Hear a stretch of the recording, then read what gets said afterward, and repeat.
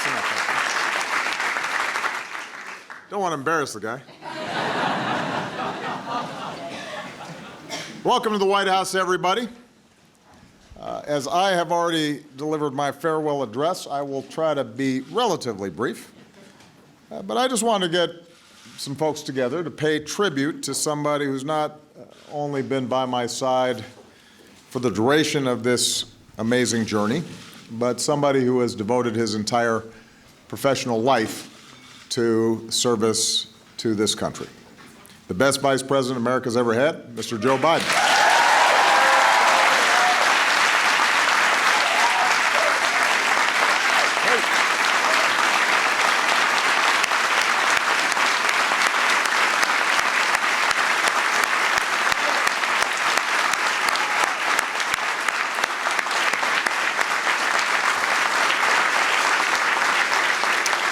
This also gives the internet one last chance to talk about our bromance.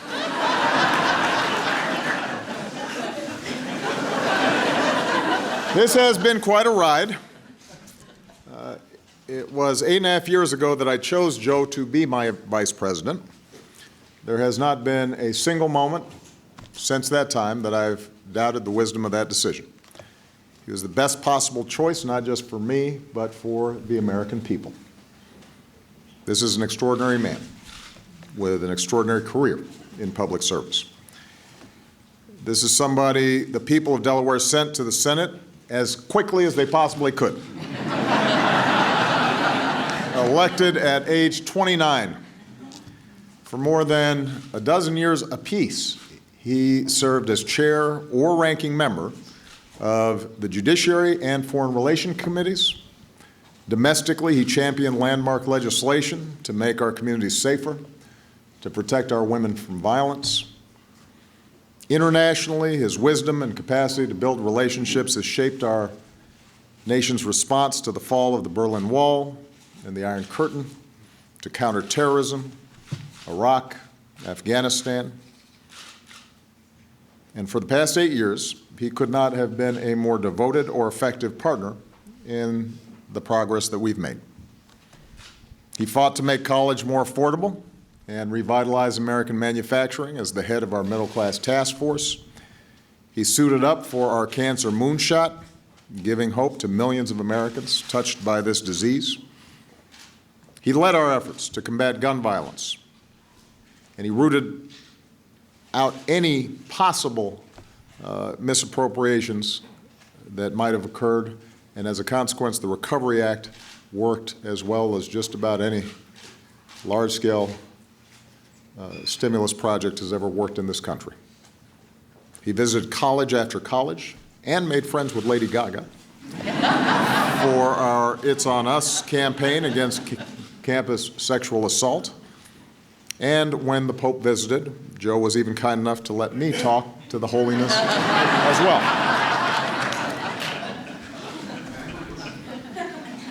Behind the scenes, Joe's candid, honest counsel has made me a better president and a better commander-in-chief. From the Situation Room to our weekly lunches to our huddles after everybody else has cleared out of the room, he's been unafraid to give it to me straight, even if we disagree. In fact, especially when we disagree. And all of this makes him, I believe, the finest vice president we have ever seen. And I also think he has been a lion of American history. The best part is he's nowhere close to finish. In the years ahead, as a citizen, he will continue to build on that legacy internationally and domestically. He's got a voice of vision and reason and optimism and love for people, and we're going to need that spirit and that vision as we continue to try to make our world safer and to make sure that everybody's got a fair shot in this country. So, all told, that's a pretty remarkable legacy, an amazing career in public service. It is, as Joe once said, a big deal.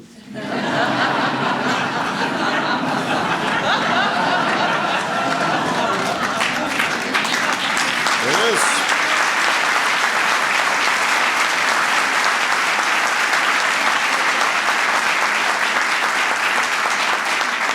But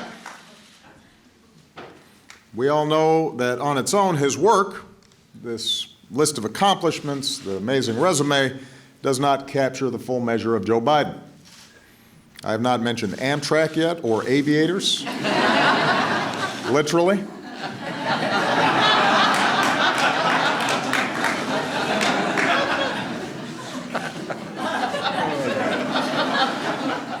Folks don't just feel like they know Joe, the politician, they feel like they know the person.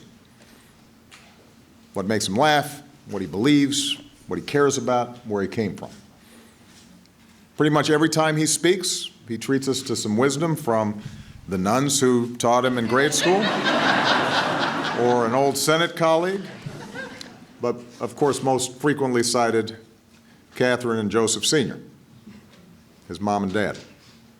No one's better than you, but you're better than nobody. Bravery resides in every heart, and yours is fierce and clear. When you get knocked down, Joey, get up. Get up.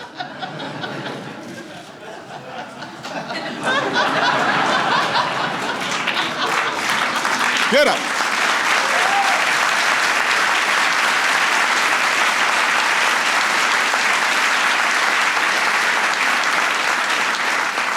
That's where he got those broad shoulders. That's where he got that Biden heart. And through his life, through trial after trial, he has never once forgotten the values and the moral fiber that made him who he is. That's what steels his faith in God and in America and in his friends and in all of us. When Joe talks to auto workers whose livelihoods he helped save, we hear the son of a man who once knew the pain of having to tell his kids that he had lost his job. When Joe talks about hope and opportunity for our children, we hear the father who rode the rails home every night so he could be there to tuck his kids into bed. When Joe sticks up for the little guy, we hear the young boy who used to stand in front of the mirror, reciting Yeats or Emerson, studying the muscles in his face, determined to vanquish a debilitating stutter. When Joe talks to Gold Star families who've lost a hero, we hear a kindred spirit, another father of an American veteran, somebody whose faith has been tested and who has been forced to wander through the darkness himself and who knows who to lean on to find the light. So that's Joe Biden, a resilient and loyal and humble servant, and a patriot, but most of all, a family man. Starts with Jill, captain of the Vice Squad. Only the second lady in our history to keep her regular day job.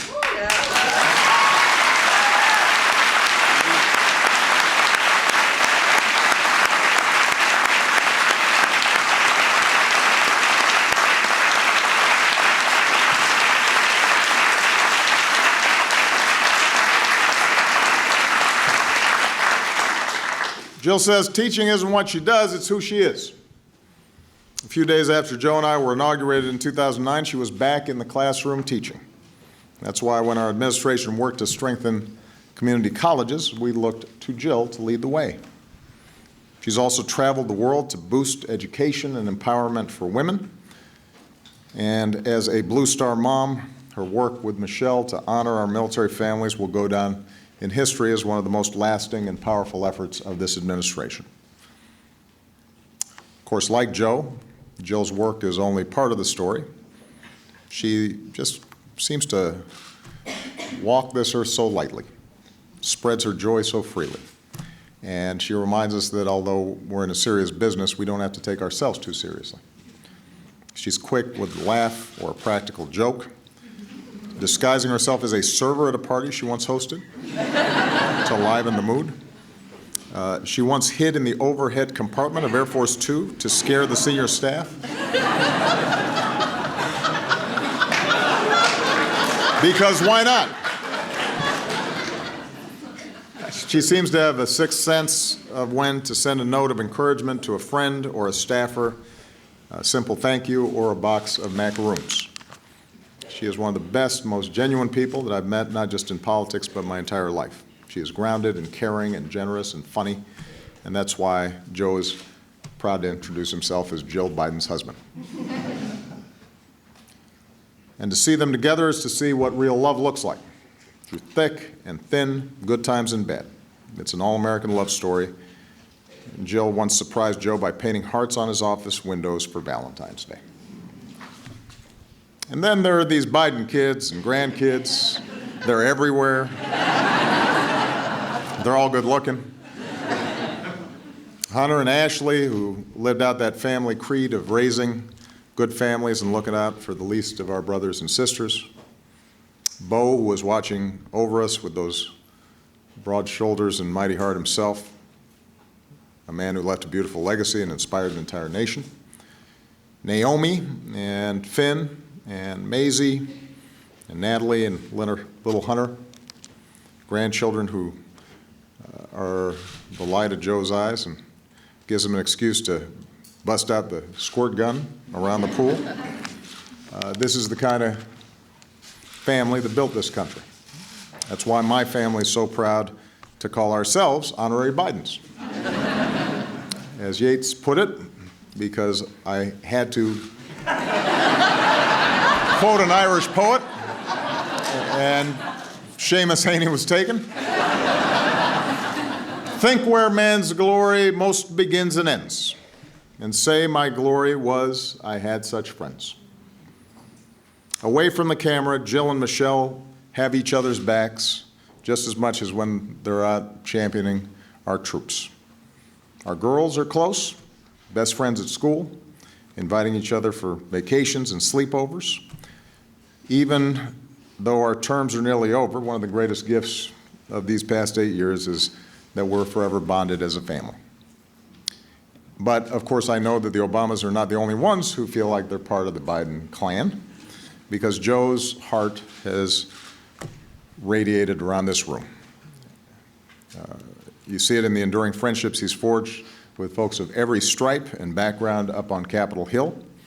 You see it in the way that his eyes light up when he finds somebody in a rope line from Scranton or just the tiniest towns in Delaware. You see it in the incredible loyalty of his staff, the team who knows that family always comes before work because Joe tells them so every day, the team that reflects their boss's humble service here in this building where there have been no turf wars between our staffs because everybody here has understood that we were all on the same mission and shared the same values. There's just been cooperation and camaraderie, and that is rare. It's a testament to Joe and the tone that he set. And finally, you see Joe's heart in the way he consoles families, dealing with cancer backstage after an event, when he meets kids fighting through a stutter of their own. He gives them his private phone number and keeps in touch with them long after. To know Joe Biden is to know that love without pretense, service without self-regard, and to live life fully. As one of his longtime colleagues in the Senate, who happened to be a Republican, once said, if you can't admire Joe Biden as a person, you've got a problem. He is as good a man as God ever created. So, Joe, for your faith in your fellow Americans, for your love of country, and for your lifetime of service that will endure through the generations, I'd like to ask the military aide to join us on stage.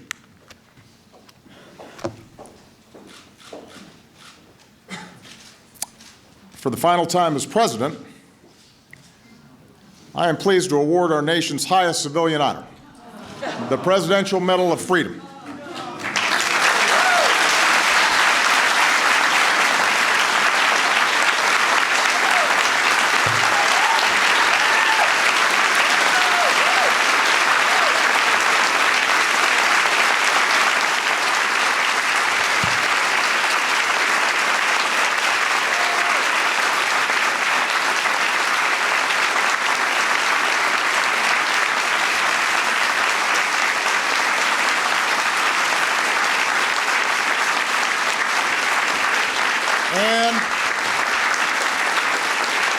And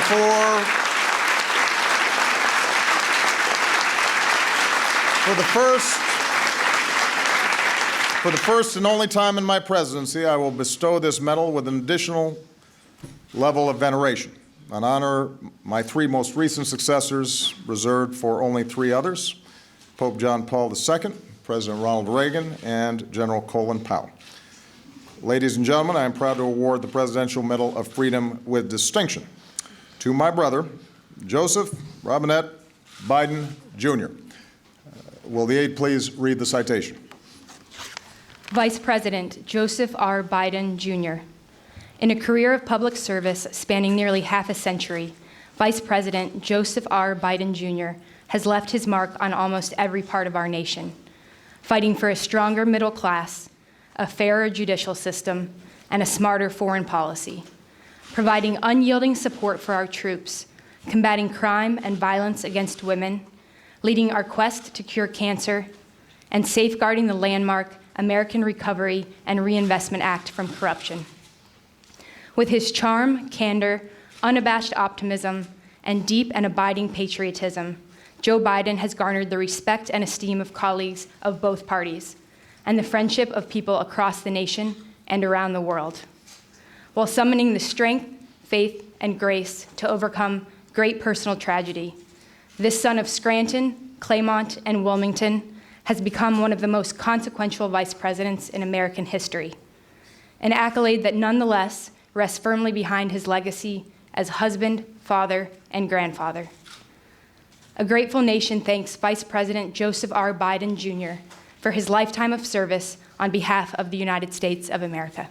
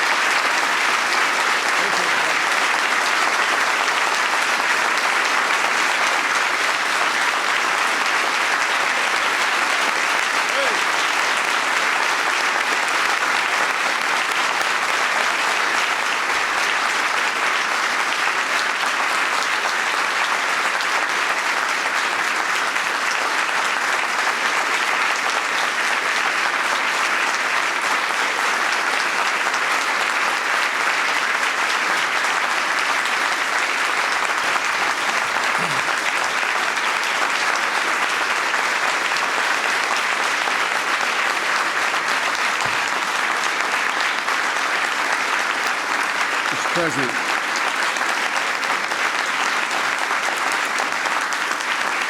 Please, thank you. Thank you.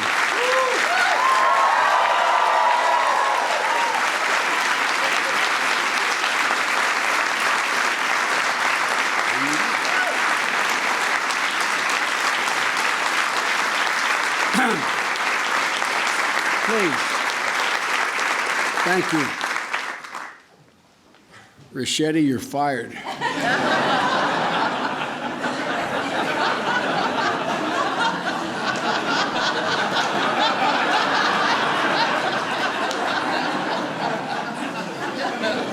the press, Ricchetti's my chief of staff.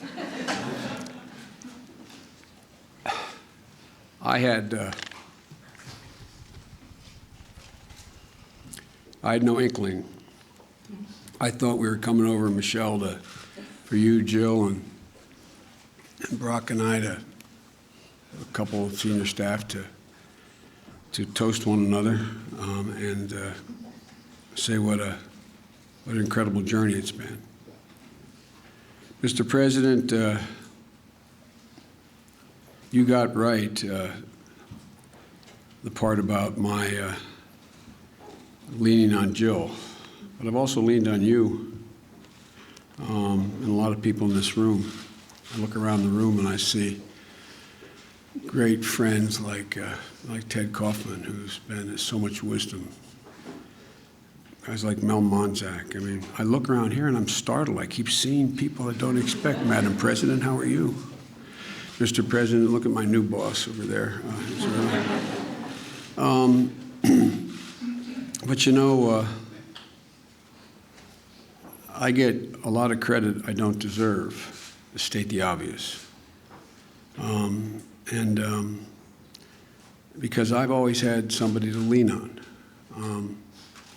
From back that time in 1972, when the accident happened, I leaned on, and I mean this in a literal sense, Chris knows this, Dodd knows this, and Mel knows this, and Ted knows this. I leaned on my sons, Bo and Hunter. And I continue to lean on Hunter, who continues to, in a bizarre kind of way, raise me. I mean, I've leaned on them.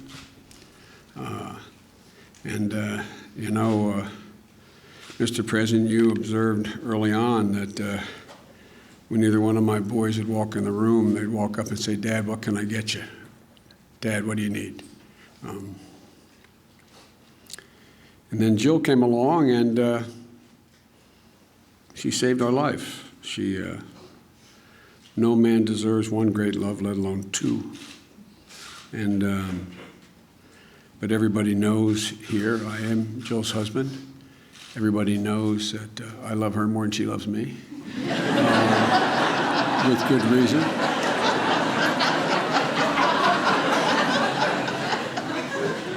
And she gave me the most precious gift, the love of my life, the life of my love, my daughter Ashley. And I've continued to lean on the family.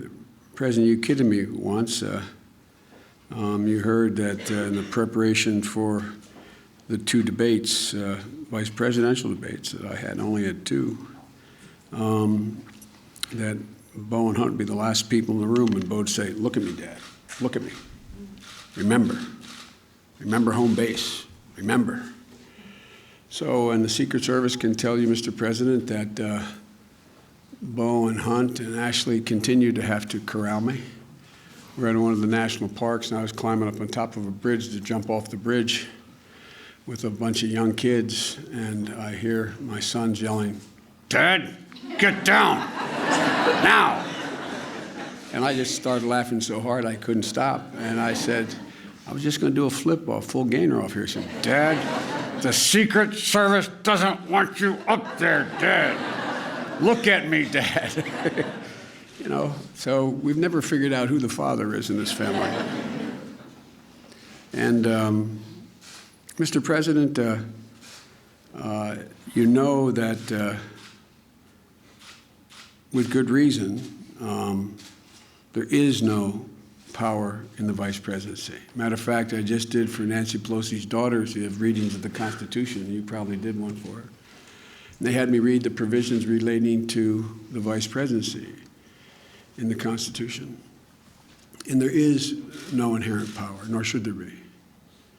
But Mr. President, you have more than kept your commitment to me by saying that you wanted me to help govern.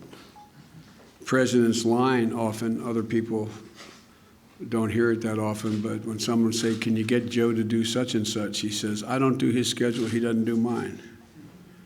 Every single thing you've asked me to do, Mr. President, you have trusted me to do. And that is that's a remarkable thing. I don't think, according to, I see the president of Georgetown here as well, I don't think according to the presidential and vice presidential scholars, that kind of relationship has existed. I mean, for real. It's all you, Mr. President. It's all you. The reason why when you send me around the world, nothing gets, as my mom would say, gets missed between the cup and the lip is because they know when I speak for you.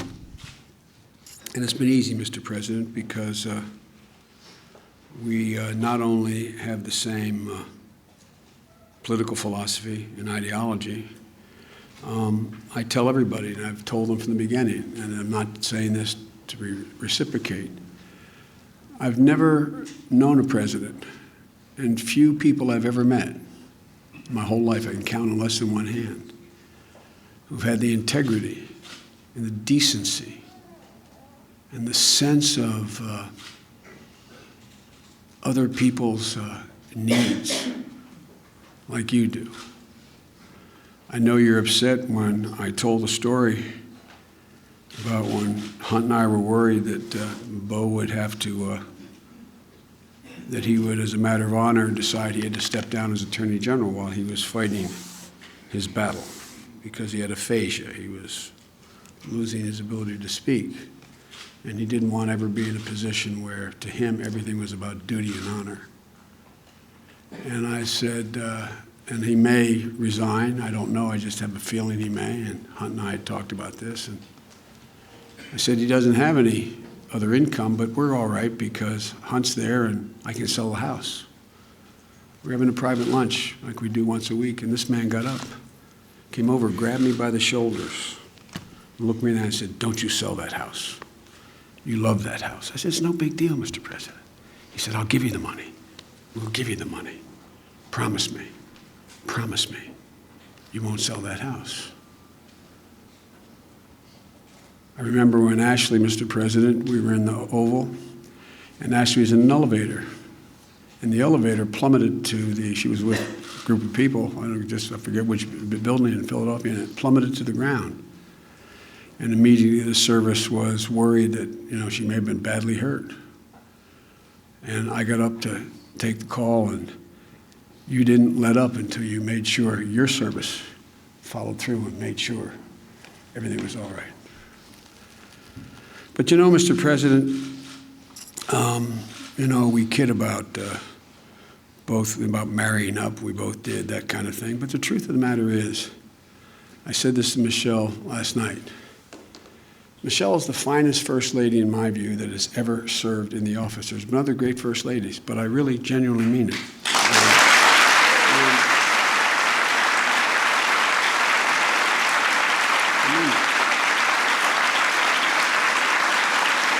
I kid.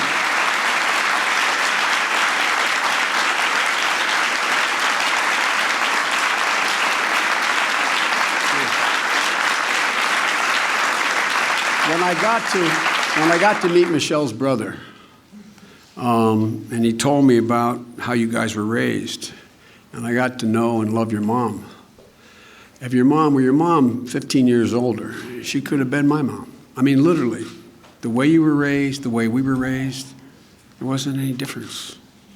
And I knew that this decision to join you, which was the greatest honor of my life, was the right decision on the night we had to go and accept the nomination, be be nominated at the convention. And Finnegan, who's now 18 years old, was then 10 years old. And she came to me and she said, Pop, is it okay if the room that we're in, Finnegan, Maisie, and Naomi, that we have the beds taken out? And I said, why? He said, maybe the Obama girls and your brother's children, maybe they would come down and all sleep together in sleeping bags. And I give you my word as a Biden. I knew when I left to go over to the convention, opened that door and saw them cuddle together, I knew this was the right decision. I knew it was the right decision. I really did. Because, Mr. President, the same value set. The same value set. Folks, I joke with my staff that I don't know why they pay them anything, because they get to advise me.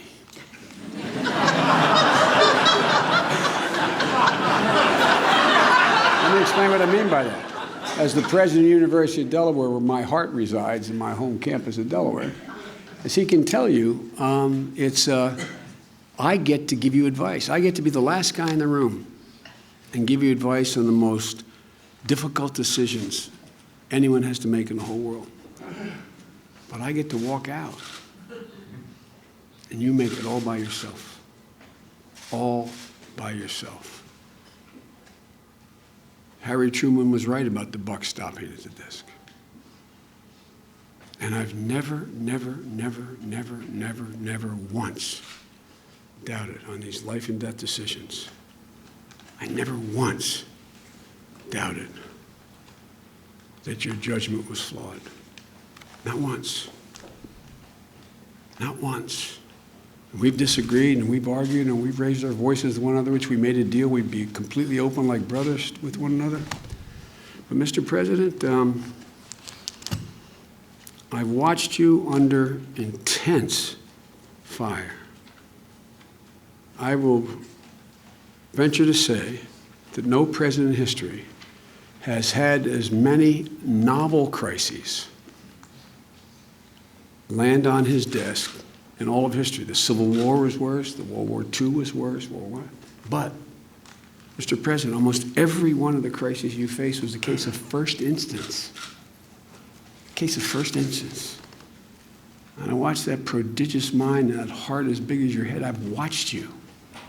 I've watched how you've acted. When you see a woman or man under intense pressure, you get a measure, and you know that, Michelle, and your daughters know it as well. This is a remarkable man. And I just hope that the asterisk in history that is attached to my name when they talk about this presidency is that I can say I was part of the journey of a remarkable man who did remarkable things for this country.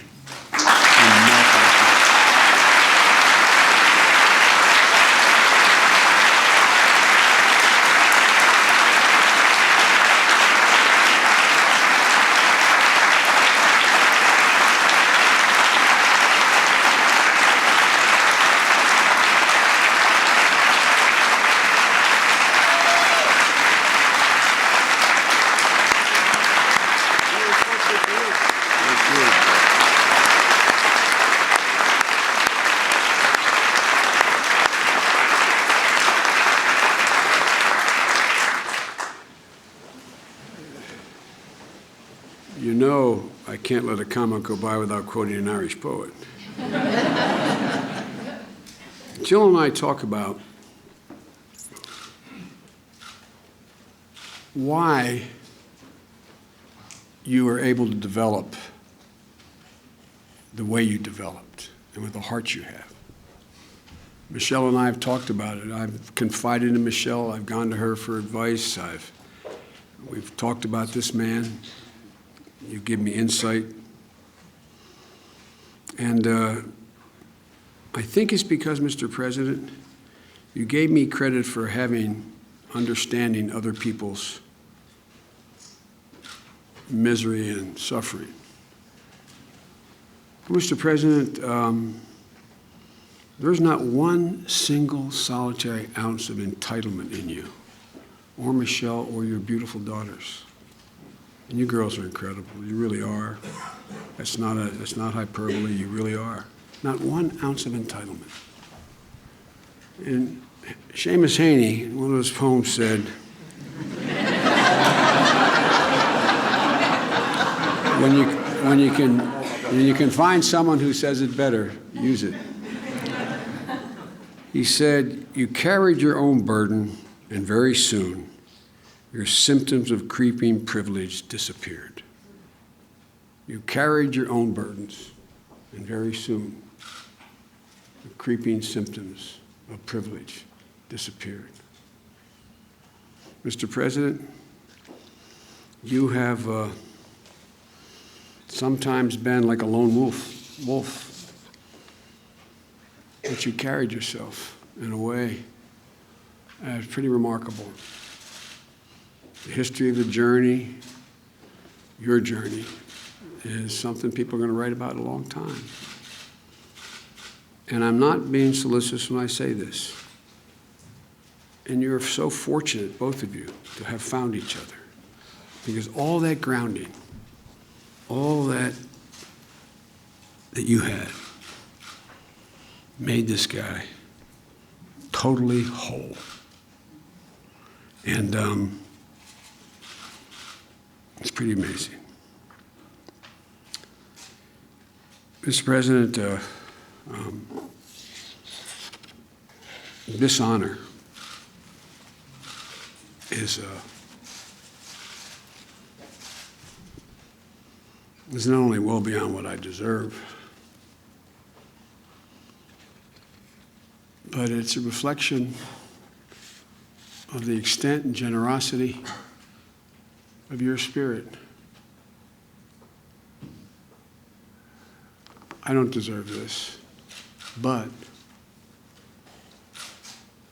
I know it came from the president's heart. There's a Talmudic saying that says, what comes from the heart enters the heart. Mr. President, you have creeped into our heart, you and your whole family, including Mom, and you occupy it. It's an amazing thing that happened. I knew how smart you were. I knew how honorable you were. I knew how decent you were from the couple years we worked in the Senate. And I knew what you were capable of. But I never fully expected that you'd occupy the Biden's heart, from Hunter, Ashley, my sister, all of us. All of us. And Mr. President,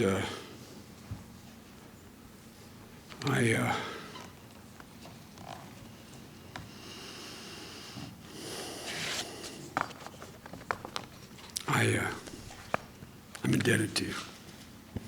I'm indebted to your friendship. I'm indebted to your family. And I'll tell you, I'll end on a humorous note.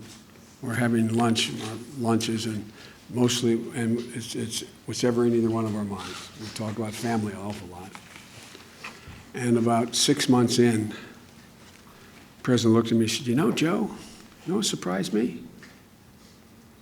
How we've become such good friends.